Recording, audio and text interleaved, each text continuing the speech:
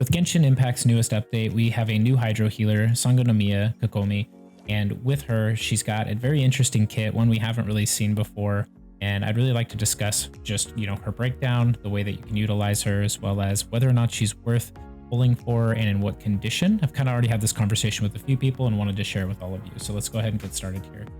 So taking a look at her talents here, we'll start from the top. We got normal attacks. She's a normal catalyst user. Unlike Mona, where it attaches to the unit, she has more of a homing missile hydro attack. And then obviously your charge attack is going to do an AoE. And then you have her Bake Courage or Big Courage. You're going to summon basically a jellyfish on the field, which is going to do an AoE hydro attack, very similar to Mona's. But it's going to apply the wet status, which can allow you to help with reactions. But what's really nice is that it also does healing based off Kokomi's max HP. And so you have the ripple damage, the regeneration here, and it's got a 12-second timer with a cooldown of 20 seconds. So there's an 8-second time frame in between. And there's actually a way to kind of keep this up time constantly, which is really, really cool. So the duration being 12 seconds, that actually gives you enough time to rotate through, even have some burst animations go through and come back to her and do something here I'll talk about shortly. Then you have her burst, which is Nereid's Ascension, which is basically going to create like a cloak around her called a ceremonial garment. And it's made from the flowing waters, which is going to basically increase her attacks, her charge attacks, damage based on her max HP. And when they hit opponents, it's going to heal HP for the entire party. And it's going to be, again, based on max HP. So basically build her max HP as well as probably some attack to help balance out some of the damage output. It's also going to increase her ability to not be interrupted during this time so you can get the max use out of it. Now, some of her passives that really kind of make her kit is this one's actually the most important one, Tamanuya's Casket, which basically anytime you use her burst, it's going to reset the timer on the jellyfish on the field. So, that 12-second timer, and then it's got the 8-second cooldown on the skill. If you can wait at minimum 8 seconds after you've utilized it and use this towards the end, that last 4 seconds of the skill, her burst will reset the cooldown and have another 12 seconds, while not only doing that, but also boosting the DPS that the jellyfish and her basic attacks are doing during that time and having her on the field. So this is extremely useful. This is basically like a sacrificial weapon, basically built into her kit. Then you have Song of Pearls, which is while she has the ceremonial garment on, which is her burst, the normal and charge attack bonus is going to be based on her max HP. And it will receive a further increase based on 15% of her healing bonus. That's pretty big, since I believe that is actually her passive. And then you've got decreasing swimming stamina, and you're going to have another 25% healing bonus, but this time it's with 100% decrease in crit rate. Now, this is something you cannot avoid if you want to build her all the way. So that means that she is not a crit unit. You will not build her with crit, which is completely the opposite of how we've built characters up to this point. And instead, you're going to want to build into HP percentage and healing bonus percentage, and then potentially attack or, hydro damage bonuses. So that's going to be kind of the kit that we see here based on her talents. You can further kind of understand how her kit is designed by looking at Constellations, just to see how Mihoyo actually built the character to how she's going to be long lasting. So at Water's Edge, you've got the basically the burst cloak that she gets, the final normal attack, unleash a swimming fish that deals 30% of her max HP hydro damage. So this is helping increase her DPS. Then the clouds like Waves Rippling. This is going to increase her healing bonuses and make her just a stronger healer than she already is. Then you have a C4 Ceremonial Garment. Basically, anytime she's in her burst, normal attack speed is going to be increased and normal hits will restore energy for her. So this is going to basically help battery herself, which is going to be nice. And then you have C6. While she's in her burst, she's going to gain a 40% hydro damage bonus for 4 seconds when her normal and charged attacks heal or would heal any party members with 80% or more HP. Which, based on how the fact that everything she does heals, this is going to be pretty often. I would say C6 is definitely the best. It's too bad that it's at C6, just because I think if this was C1, this would make her a more viable choice to summon for. Taking a look at the weapon that we have, Everlasting Moonglow. This was the new weapon that got launched with Sangonomiya, and it's an HP percentage catalyst, and it looks like it increases her bonus by 10%. Normal attack damage is increased by 1% of the max HP of the weapon, of the character equipping this weapon, and then for 12 seconds after the burst, normal attacks will restore energy. So this helps her additionally battery, very similar to her C4. Definitely very useful for her specifically. May even be useful for someone like Barbara as well, as a free-to-play player. You could probably utilize that for her as well. but I definitely think that this is going to be a niche weapon specifically for her. And for other Catalyst users, I just don't see the value of going for this weapon with all of the free-to-play options or Dolphin options, the Solar Pearl being out with crit rate. So definitely very niche. This entire kit is actually, from what I've seen. Looking at artifacts, it looks like we've got the Heart of Depth 4-piece, and we've got Hydra damage bonus 15%, and after using Elemental Skill, increases the normal and charge attack damage by 30%.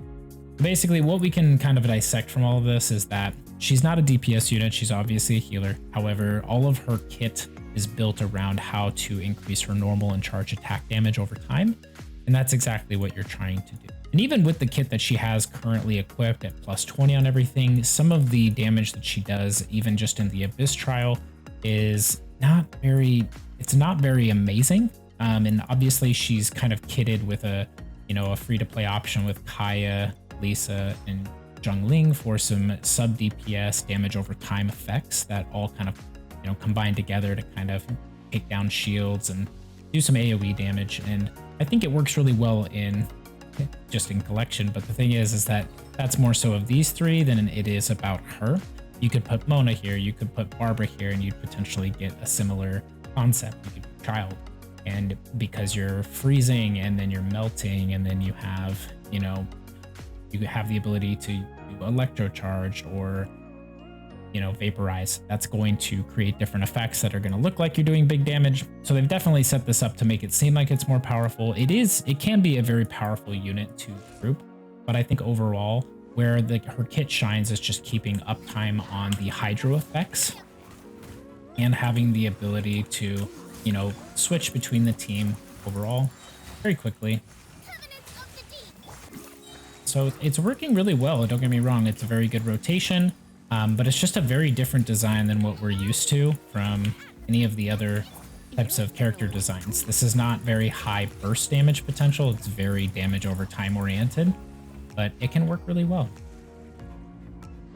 Now, something I didn't really talk about was the amount of time that she had, or the amount of cost. So her energy cost is 70.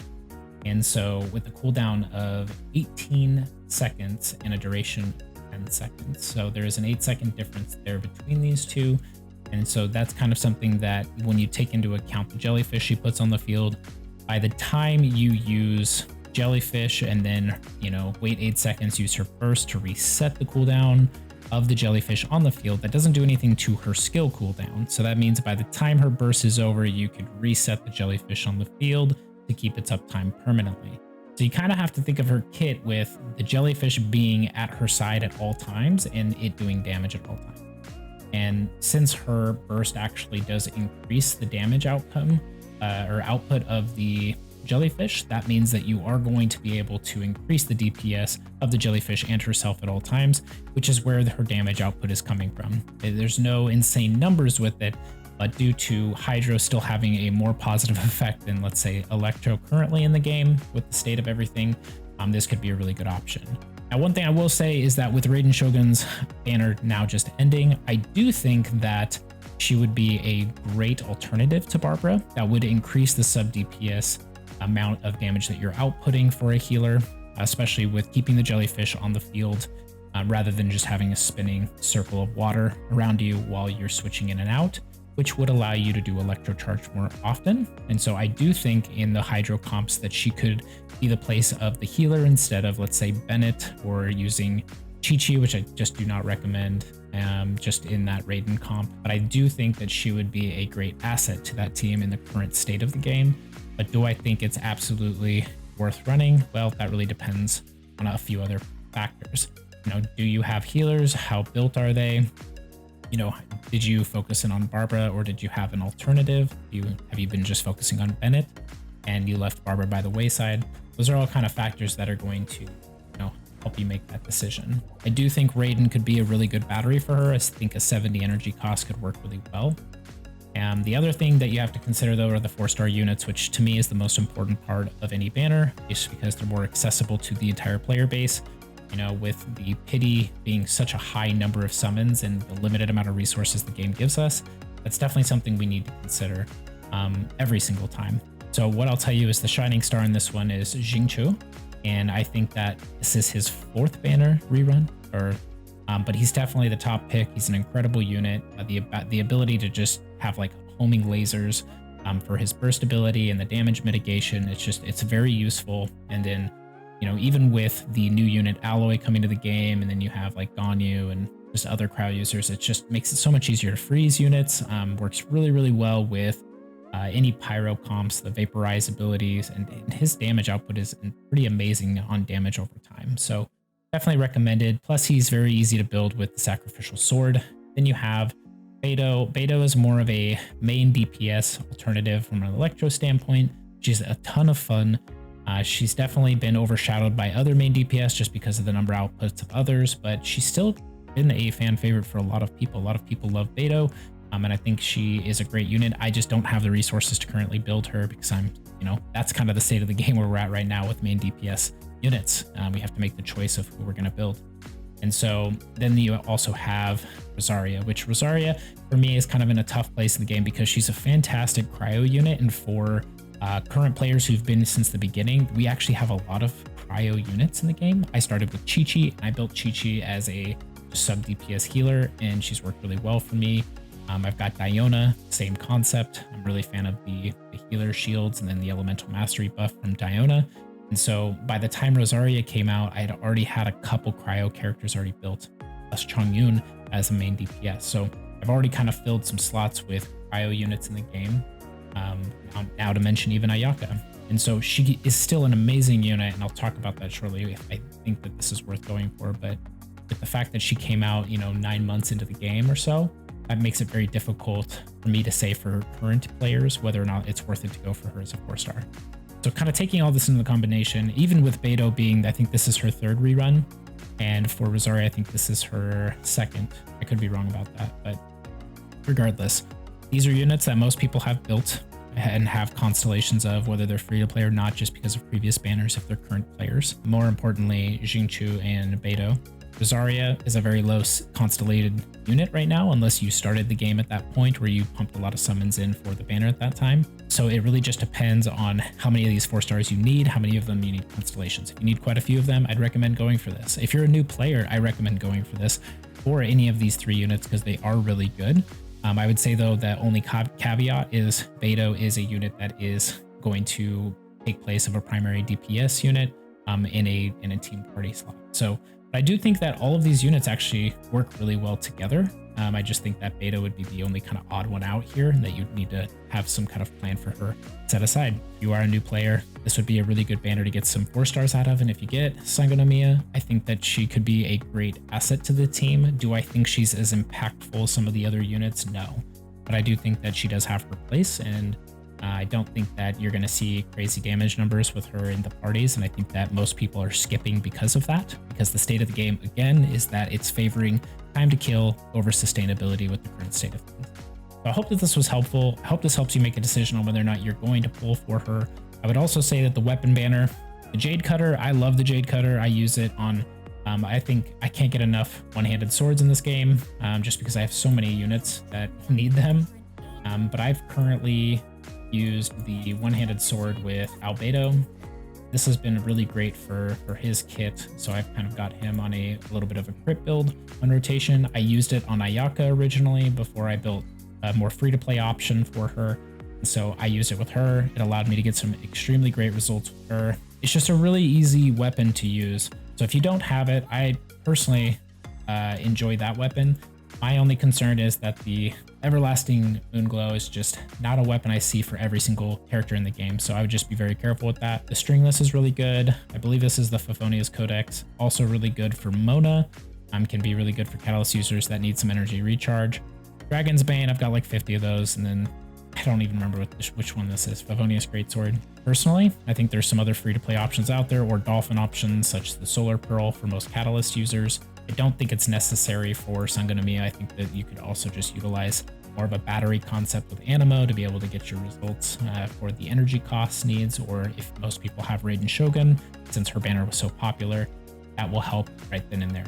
So hope that helps you guys make a decision for that. Definitely would be a time to save up. I know we got a lot of content coming that I'm sure a lot of people are, anticipating just with where the story has landed, but I do hope that this was helpful for all of you and hope that this helps you make a decision for whether or not you're going to summon for this banner or skip it. I just wanted to say thank you guys so much for, liking, subscribing, and commenting on the videos over time. I really do appreciate it. Let me know if there's any content you'd like to see in future videos, and I will catch you guys in the next one.